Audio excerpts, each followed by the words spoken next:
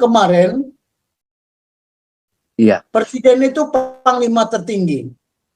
Iya. Sekarang Budi Gunawan, waktu dia angkat jadi Kapolri, dia sudah debat di depan sudah di fit and proper test. Kenapa jadi? Kalau dia presiden punya prerogatif, kenapa Budi Gunawan nggak jadi untuk mengobati dia supaya tidak sakit hati? Dipindahkanlah jadi kepala bin, diangkatlah bintang 4. Baru seumur hidup ini bin itu bintang 4, sebelumnya nggak ada bin bintang 4. Siapa coba cari buka ya, hanya untuk untuk mengobati aja kegagalan dia jadi Kapolri. Kalau tidak punya, jadi bukan panglima tertinggi. Kemarin Megawati di Senayan itu bilang, oh saya ini pernah jadi presiden, pernah jadi panglima tertinggi kamu, hai panglima. Itu sudah menggunakan power. Tahu nggak? Ciri-ciri orang yang otoriter, yang diktator, apabila dia menggunakan power, empower.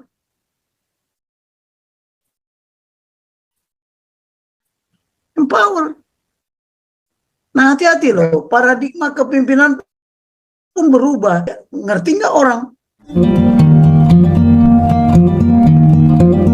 Ada lagi pertanyaan, Pak Paul? Ini jadi ruwet sekali ya jadinya ya, masalah presiden kampanye ini jadi nampaknya das-mudasku juga Pak Tobing ya. Nampaknya masalah kampanye presiden ini ya. Sekarang Bu Mega ya. Nah, yang kelima, sekarang kan gini, ada komentar sekarang kan berbagai universitas ini kan mendeklarasikan begini-begini. Sekarang saya tanya, saya kebetulan alumni alumni Gajah Mada. Memang mereka itu ya jelas di Sumpah Wisuda itu Pancasila dulu yang diutamakan. Tapi pertanyaannya, ketika Ibu Mega merubah demokrasi Pancasila atau demokrasi berdasarkan konstitusi yang ada di amanat pembukaan itu dirubah, kenapa nggak ada komentar dia? Kok sekarang baru komentar di saat-saat waktunya pun udah kepepet ini? Apa maksudnya ini? Jangan-jangan ada yang menskenariokan bahwa negara ini dibuat chaos. Nah, ini kalau kita saya jujur aja lah, kebetulan latar belakang saya militer, selalu berpikir kondisi terjelek yang terjadi, bukan kondisi terbaik. Kami berpikirnya dari itu. Apa kemungkinan kondisi terjelek yang akan terjadi jika, what if? Nah ini. Nah sekarang ini antara universitas saja nggak sama. Cobalah. Satu mengucapkan, yang lainnya ikut-ikutan. Ada apa ini? Ada apa? Mau pertumpahan darah? Nah, tapi saya bilang tadi, ketika Megawati merubah pemilihan tidak langsung menjadi langsung, kemudian ada bumbu-bumbu dari demokrasi liberal terhadap demokrasi Pancasila atau terhadap konstitusi saja, kenapa nggak teriak dia dulu? Bahkan ini, kan itu yang saya katakan, kepemimpinan itu esensinya adalah pengambilan keputusan. Keputusan itu esensinya apa? Resultante dari resiko dan konsekuensi. Lah kalau keputusan waktu itu ya, karena waktu itu Mega memutuskan itu belum ada MK. Ya. Sekarang diputuskan ada resiko yang kita tanggung bersama. Kenapa waktu itu tidak memperkirakan resiko seperti ini? Ya sekarang kita ini dihadapkan kepada perang, ya medan tempurnya itu war on perception. Semua persepsikan ini. Tapi tidak icon. Icon itu sebenarnya konsep itu dari icon dan perception. Apa icon kita? Ya konstitusi, ya Pancasila itu.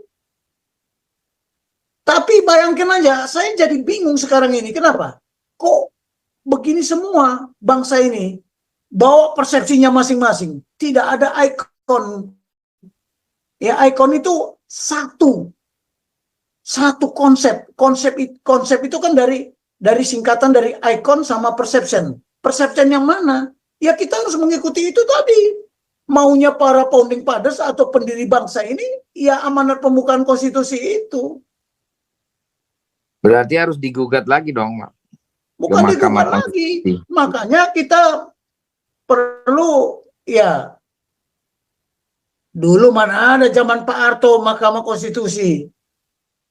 Baru sekarang kok itu dibentuk. Ya karena caruk maruknya paradigma itu kan Pak. Undang-undang itu. Sibuk tiap hari undang-undang. Sibuk tiap hari undang-undang. Kemarin ada kejadian lagi kan. Heran juga saya. Supaya undang-undang desa segera diketok palu.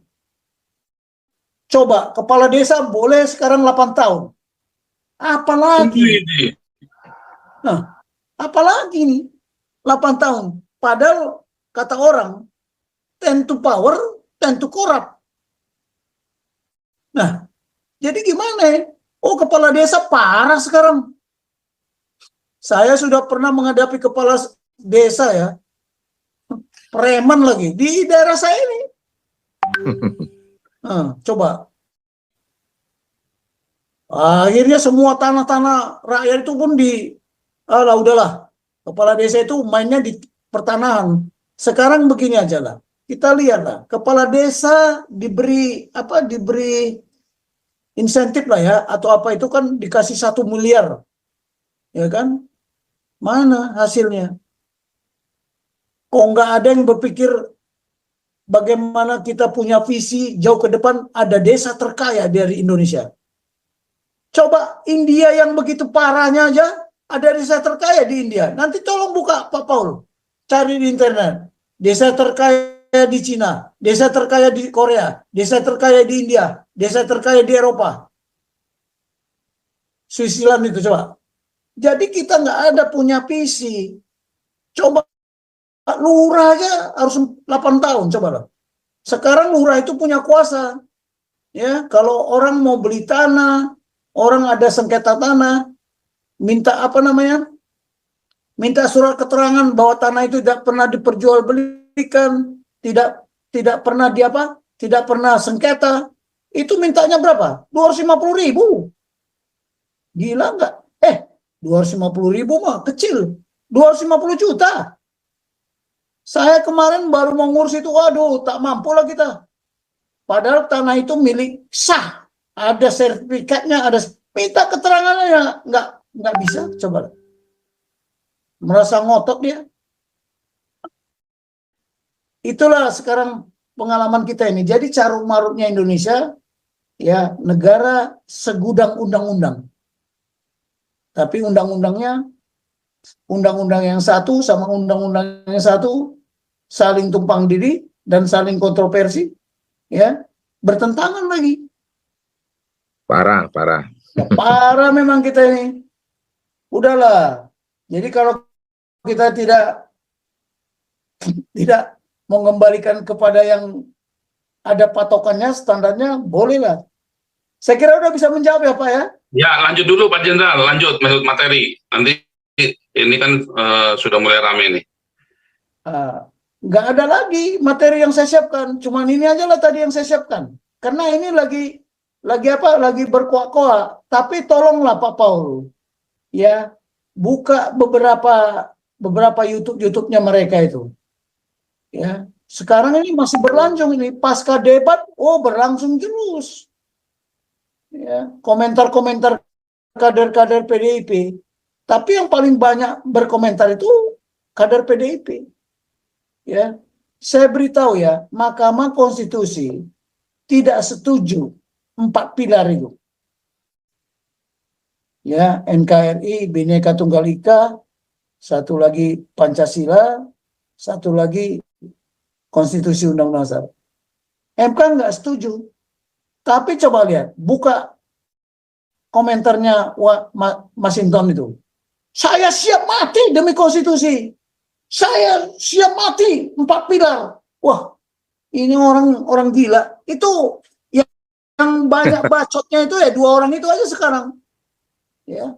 Tapi kita masih taruhan lah. Ya, saya punya keyakinan ya. peranggapan saya, dia tidak jadi anggota DPR lagi. PDIP pun, PDIP PDIP pun kemungkinan tenggelam. Ngamuk-ngamuk lah orang PDIP sama saya, biarkan aja. Emangnya gua pikirin. Iya, karena saya tentara nasional Indonesia yang selalu mempertahankan bagaimana semangat persatuan dan kesatuan. Ya. Dan kami sudah teruji. Memang tanda tangan kami memang mengirim. Pak Tobing, ada Redmi Pak Tobing. Apa? Redmi, silakan Redmi. Mana? Silakanlah. Berisik banget tapi tuh mikrofonnya. Mikrofonnya berisik banget Redmi. Dibetulin dulu Redmi. Redmi, mikrofonnya rusak banget itu, sakit sekali di kuping. Dibetulin dulu, kalau nggak usah pakai mikrofon itu Redmi. Coba lagi. sama nggak ada suaranya. Iya, tadi saya tutup karena berisik banget. Coba. Nggak dengar suaranya berisik. Dibetulin dulu mikrofonnya. Sakit banget ya, sakit banget kupingnya.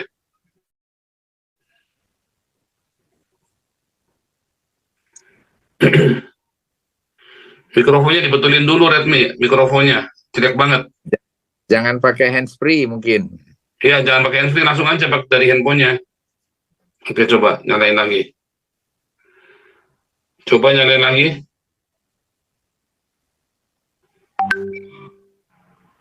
Redmi, bicara coba.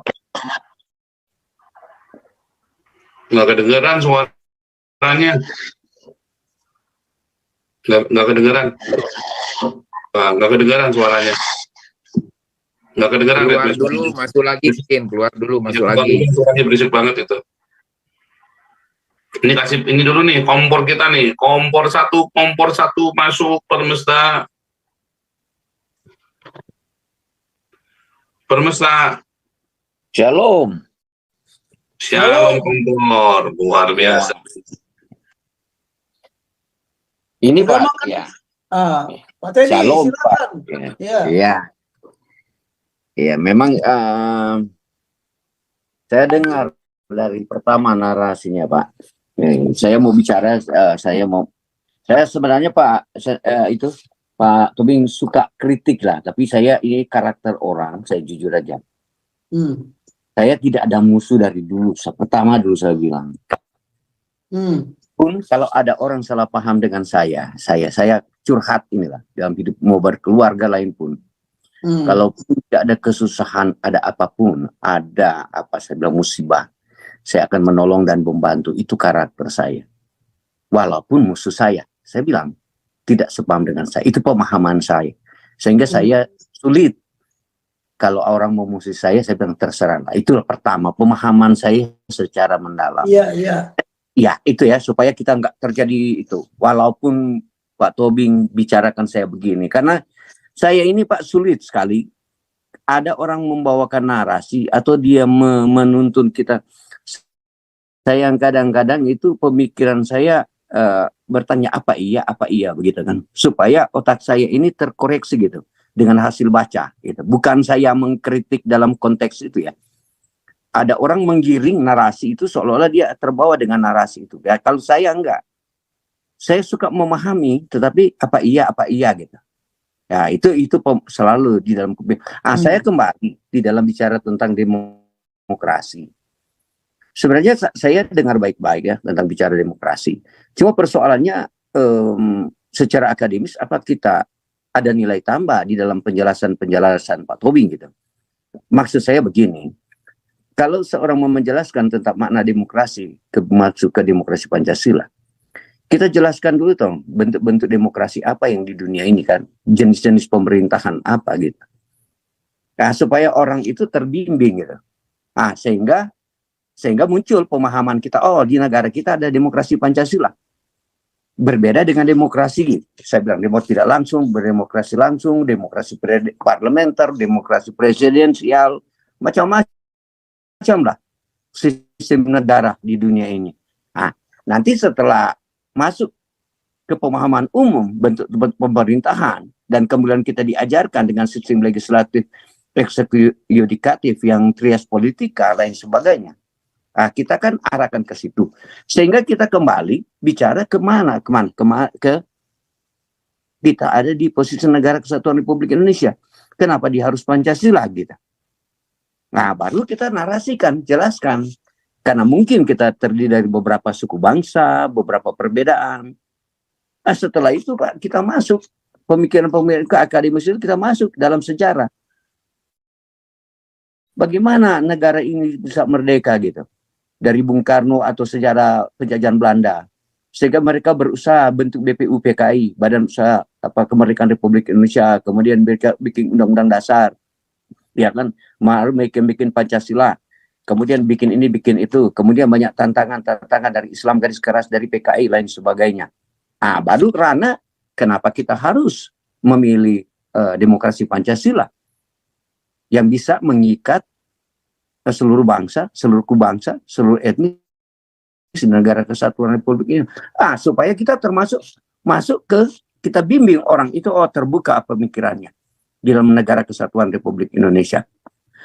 Yang saya khawatir Pak, kita ini tercemar dengan pemahaman termasuk terpapar dengan politik di dalamnya, sehingga pengajaran tentang Pancasila itu sudah terkooptasi dengan gaya politik itu, digunakan, dieksploitasi Pancasila itu sebagai alat politik, bukan seperti yang dijelaskan oleh Pak Tobing gitu, yang benar-benar dari hati nurani, benar-benar dari pemahaman mendalam bagaimana itu paradigma Pancasila itu sebenarnya.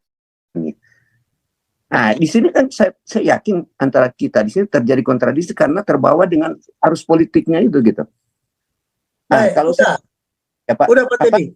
Pancasila bisa dipolitikan? Sudah. Atau Pancasila bisa dipolitikan atau politik dipancasilakan? Bagaimana pemahaman? Saya mau tanya itu Pak. Cuma itu saya mau tanya Pak Tobing. Oke. Jadi Ya. begini. Saya ini kan mengajar berdasarkan apa? Berdasarkan fact yang terjadi saat ini. Pak Teddy mungkin tidak mengikuti. Sebentar. Pak Teddy tidak mengikuti pelajaran Pancasila dari yang awal. Jadi Pak Teddy ketinggalan. Oke. Dengar ya. Ideologi banyak di apa ini? Di buku Pancasila itu udah saya tulis semua kok. Tapi sekarang begini. Saya merasa apa ya? Merasa prihatin lah. Orang ngomong Pancasila aja dia tidak mengerti apa isi Pancasila. Orang ngomong konstitusi saja dia nggak ngerti alinea per alinea itu apa maknanya, ya kan? Nah kemudian gini Pak Teddy, saya ini bukan guru yang berada di kelas, ya, mengajar di kelas yang kurikulumnya itu lengkap, mulai dari mengajarnya itu dari mana, dari awal itu apa yang harus diajarkan. Saya beritahu ya, saya jujur aja, Pak Teddy pernah mendapat pelajaran paradigma. Kapan? Nah sekarang para elit politik ini, negarawan ini tidak pernah mendapat pelajaran paradigma. Dia ngomong paradigma, tapi dia tidak tahu maknanya. Saya sudah ajarkan detail itu. Ya, apa definisi paradigma. Bahkan saya ngambil referensi dari berbagai pemikir-pemikir dunia. Ya kan, apa hukum-hukum paradigma. Saya sendiri tidak diajar. Saya otodidak. Dari mana saya belajar itu? Ketika saya berkunjung ke Australia, ya ada senior saya, Lemhanas di sana, setara dengan Lemhanas lah. Australia, Defense, Security, Strategy Studies, ADCSS. Apa saya bilang sama dia? Pak Andreas Riumere waktu itu, Bang, jangan sampai abang nggak bawa handbooknya. Jadi buku-buku yang ada di sana. Orangnya masih hidup loh. Ya. Terus saya titip waktu itu $2.000. Tolonglah ya Bang, buku abang kalau boleh nanti sampai di Jakarta saya copy. Dia bilang apa pertama?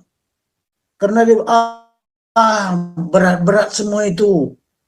Dek, katanya, udahlah, ini saya kasih bantuan lah. Waktu saya sama Pak Joni Lumintang ke sana. Dua senior saya, kebetulan dua-duanya dari staf operasi itu.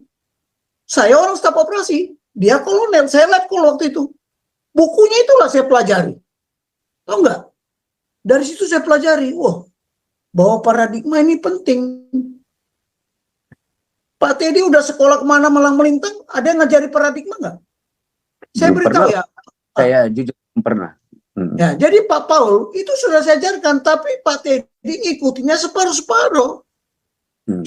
Apa artinya ideologi? Sudah saya ajarkan kok. Ide itu keluar daripada pikiran melalui kata. Seperti Tuhan lah. Mari kita ciptakan. Itu sudah ide dikeluarkan dari kata. Mari kita ciptakan manusia. Tapi dilogoskan, diwujud nyatakan. Udah saya jelaskan panjang lebar, kenapa Teddy aja nggak mengikuti. Nah, kalau memang Pak Teddy maunya begitu, kenapa nggak Pak Teddy yang menjelaskan? Bukan saya, harus saya loh. Saya hanya minta 1 kali seminggu. Tapi kalau mau belajar ini, dan yang ikut di Zoom ini, hari ini ada, besok nggak ada, dia mau ngikut Zoom karena mau membantai saya kan? Nah itu, nah silakan. Saya tidak memaksakan apa saya narasikan, tapi adakah narasi saya yang menjebak? Begini Pak, nah ya apa ada rekam jejak digital, bicara demokrasi begini deh. Itu maksud saya. Sebenarnya kalau ada baiknya. Tunggu dulu Pak Teddy, jangan Bapak menganggap orang yang ada di Zoom ini tong kosong. Oke. Jangan menganggap tong kosong.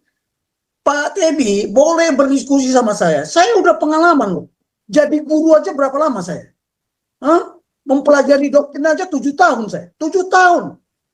Besok saya mau tunjukkan. Tapi semua orang tahu itu nggak? Nggak tahu. Bayangkan aja konstitusi aja nggak tahu. Itu yang saya tayangkan di sini ya. Hasil pemikiran saya, hasil analisa saya coba menjelaskan kepada adik-adik saya. Loh, saya sekarang ini nggak ngajar lagi. Dulu ngajar saya. Mulai dari tingkat kapten, ya, tingkat sersan pun saya ngajar. Tingkat kapten, tingkat mayor, tingkat letkol, tingkat kolonel, tingkat jenderal.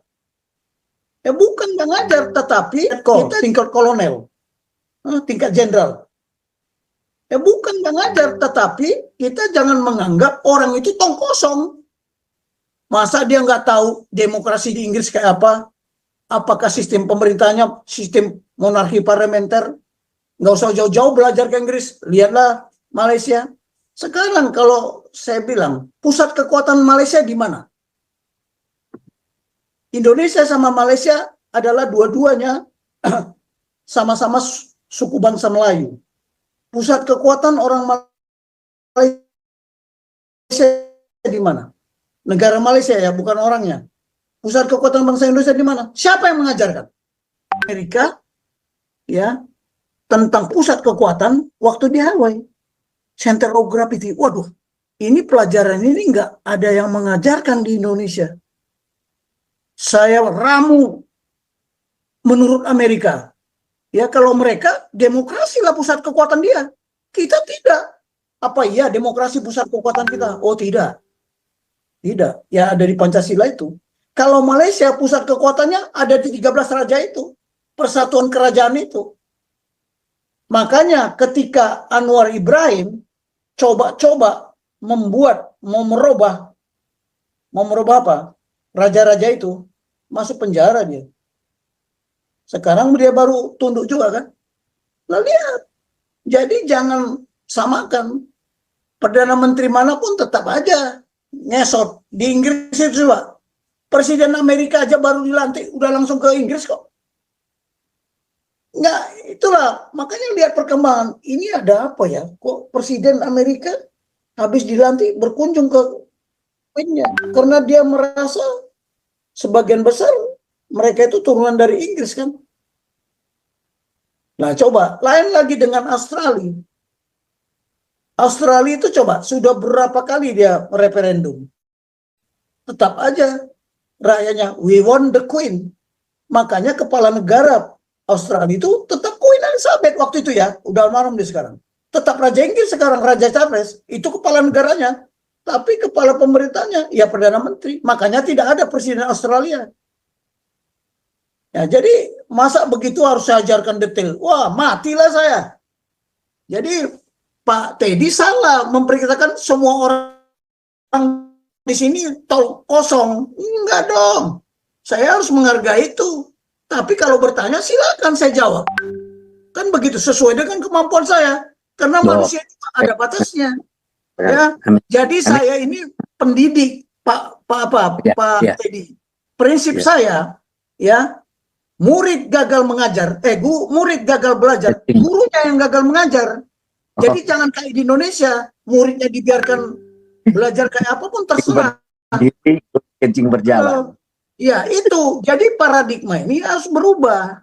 Contoh, kenapa pendidikan di Indonesia tidak bisa mengalahkan Korea atau Finlandia? Kenapa? Why? Nah itu harus dipelajari. Pendidikan yang terbaik adalah Finlandia. Sekarang sudah dikalahkan sama Korea. Tahu sebabnya apa? Nah, itu kan jangan saya sendiri yang mencari. Mari kita sama-sama. Tapi saya beritahu Pak Teddy menganggap orang di sini tong kosong. Enggak, dia udah berisi. Tapi seberapa berisinya nggak tahu saya. Kalau di bukan pendidikan, saya beritahu, ada namanya entry test. Kita kasih pertanyaan supaya kita tahu ya dari mana kita mengawali pelajaran. Nah, saya di pendidikan dan pelatihan. Pendidikan itu mentransfer ilmu. Tapi kalau pelatihan mentransfer skill. Nah, lihat aja. Harus melalui latihan. Harus dia lah kemarin itu ya, debat paslon itu saya lihat, nggak ada yang berpikir BLK, Balai Latihan Kerja. Padahal organisasinya ada. Dulu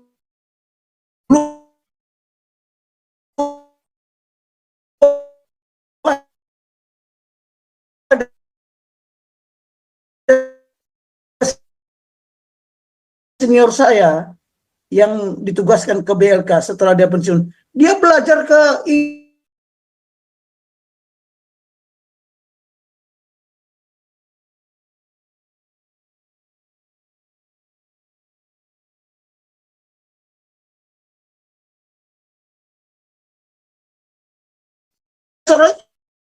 cukup setahun. Ya, saya bisa buat buku. Dua. Tahu ketentuannya profesor itu apa? Tiap tahun dia harus buat buku. Jadi standar. Ini kita bangga dengan honor. Bisa saya secepatnya, tapi saya nggak mau. Saya mau dikasih gelar doktor pun saya nggak mau. Saya bilang, untuk apa? Bukan ijazah yang menentukan bahwa saya apa. Makanya sekarang orang sibuk dengan titelnya yang panjang itu. Wah, ada letting saya itu. Tahu nggak titelnya? Wah, rame. Saya sampai bilang, titelmu terlalu banyak. Kau yakin itu sesuai dengan titelmu? Saya kasih pekerjaan dia nggak selesai. Wah, ini nggak pakai titel. Kau pakai titel, kok nggak bisa selesai kerjanya. Nah, hati-hati. Saya sudah mencoba semua itu. Jadi janganlah kita menganggap orang di sini tong kosong. Saya menghargai, tapi ini saya mengambil dari lapangan. Apakah ini Dasen atau Dasolen? Harusnya Dasen itu sesuai dengan Dasolen. Tetapi kenyataannya tidak Dasolen. Berarti ada yang salah. Nah, salahnya di mana? Ya ndas-mundasku itu. Oke lah, saya tidak mau melanjutkan lagi debat seperti itu karena latar belakang saya beda ya. Beda. Kalau Bapak masuk di kelas yang saya bimbing. Nah, kan kemarin kita dari awal itu sama Pak Paul, kita membuat lecture. Kita bikin Lemhanas Jelata. Ya. Kita buat Lemhanas Jelata, tapi Lemhanasnya jangan Lembaga Pertahanan Nasional, lecture.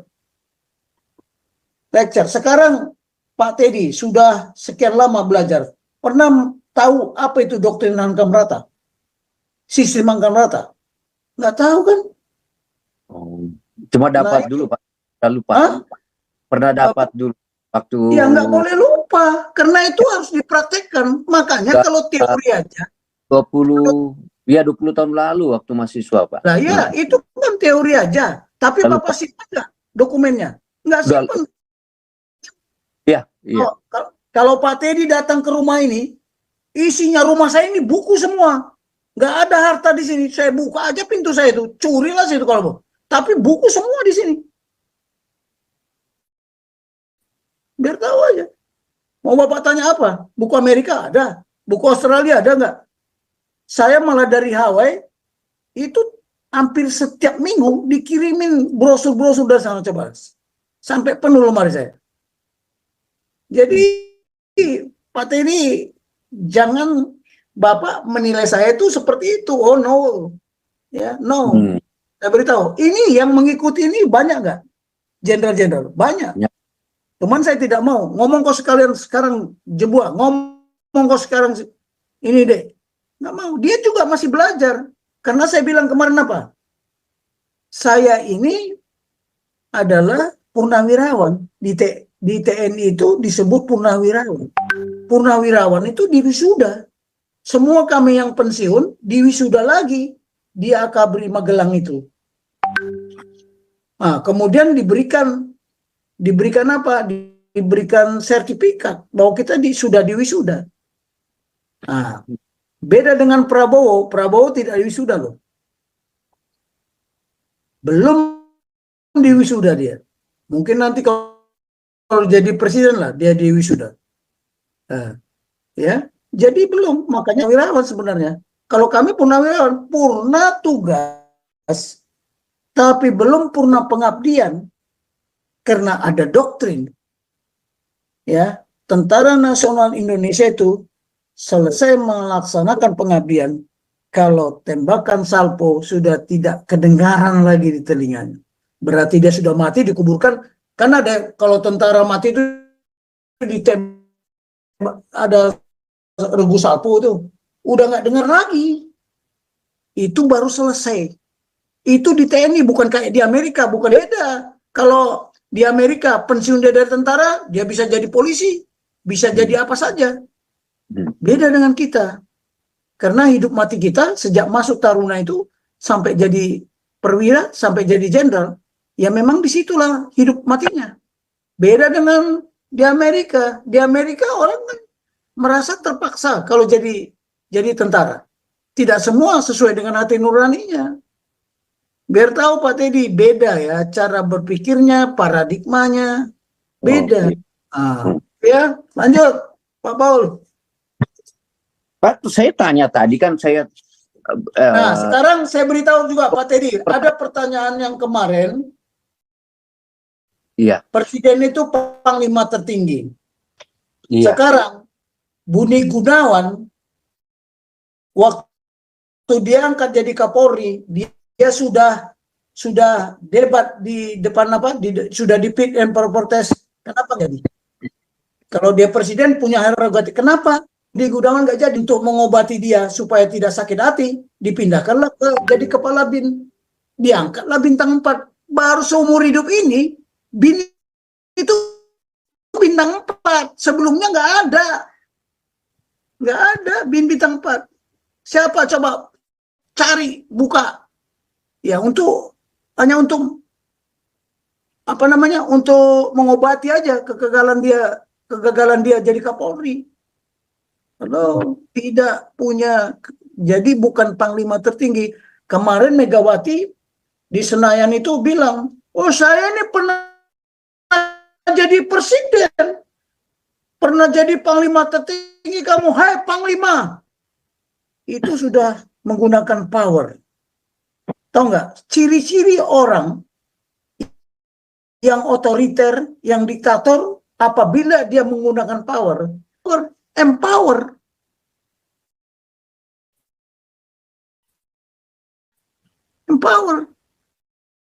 Nah, hati-hati loh, paradigma kepemimpinan pun berubah. Ngerti nggak orang? Ya, Pak Teddy, emangnya Ya. gua mau ini begini tiap hari 4 jam. Ini tadi saya siapkan bahannya baru selesai jam 7. Ya, saya makan, saya istirahat sebentar. Ya, karena dari pagi saya nggak tidur, tidak istirahat.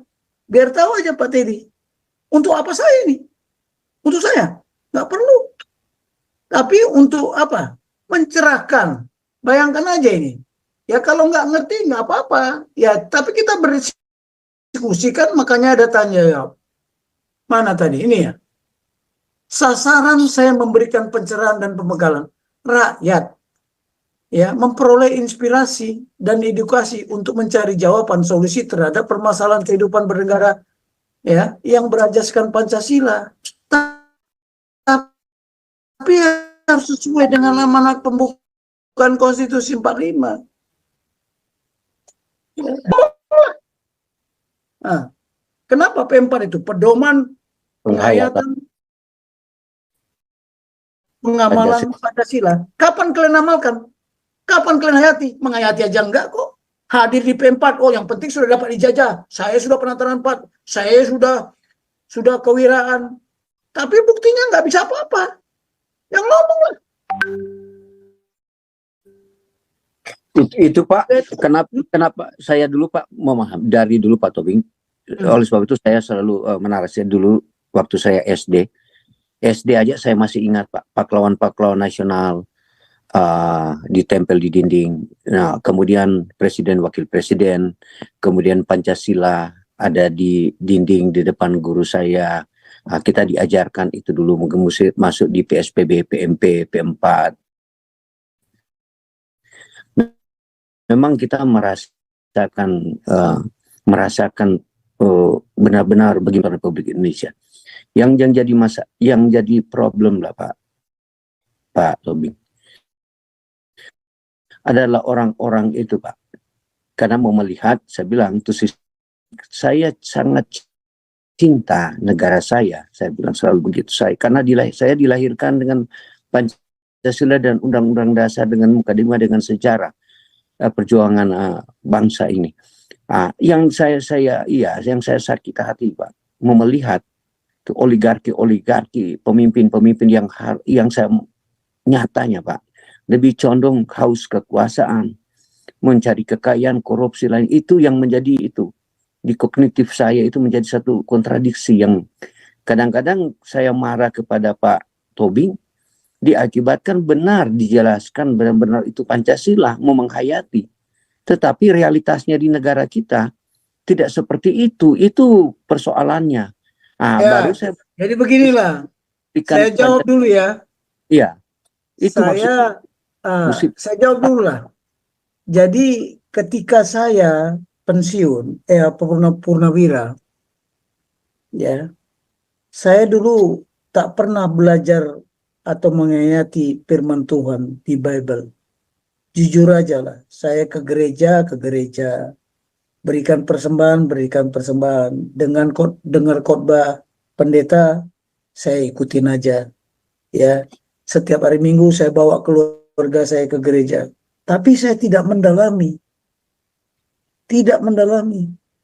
Ternyata setelah saya purnawira ini, saya pelajari pengetahuan saya sejak dari taruna sampai akabri.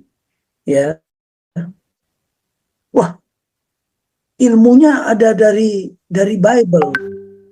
Sekarang mengapa orang tidak bersatu? Coba. Ada nggak di Bible? Nah, Anda orang Kristen lah ya. Nah, saya pelajari di kitab Kejadian itu. Benih. Ya. Benih si perempuan ini akan meremukkan kepalamu. Benih si ular ini akan meremukkan kakimu. Sampai sekarang ini itu berlanjut. Lah, kalau tahu, sekarang saya tanya Bapak, kenapa harus darah Yesus yang menyuci dosa kita?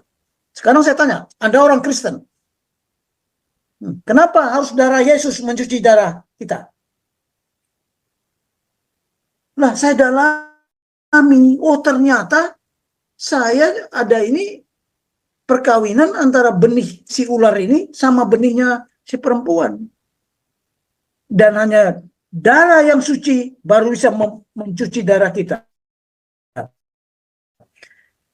Pak Teddy mungkin sudah pernah cuci darah loh. Belum, Pak. Ya itulah.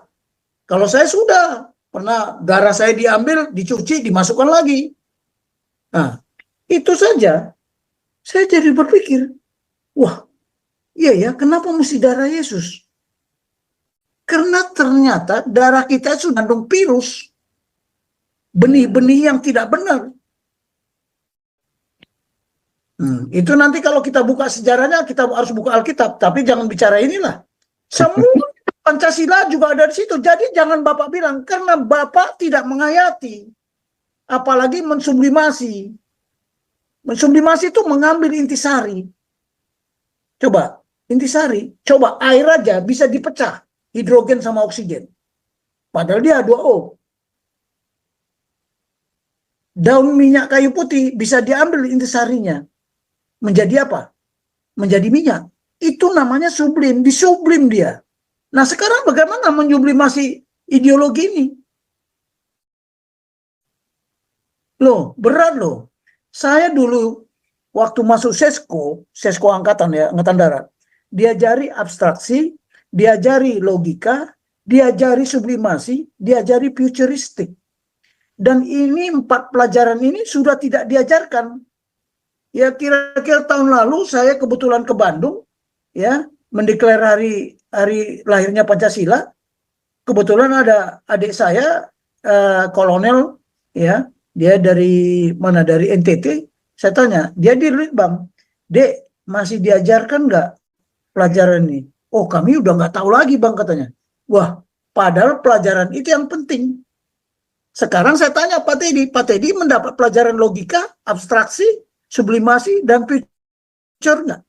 futuristik, futurologi.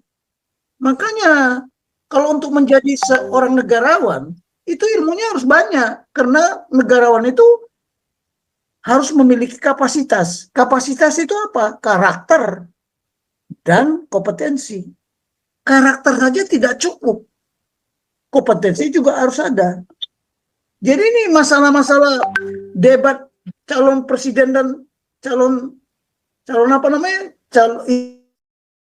Calon presiden dan cawapres ini selalu orang, oh itu orangnya masih muda. Lah ya kita bekalilah dia kalau memang dia dulu jadi pemimpin. Begitu dia nanti besok menjadi presiden, mau tidak mau, semua kita harus menganggap dia presiden.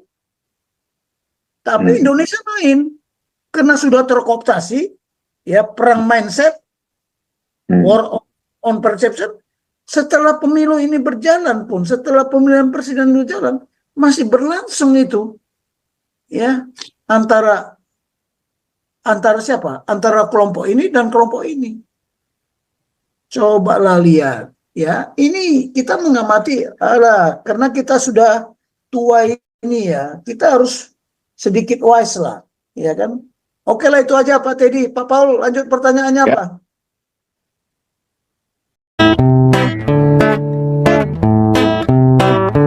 Kau bilang kau menang debat, lawan domba yang sesat. Kau bilang banyak yang tobat,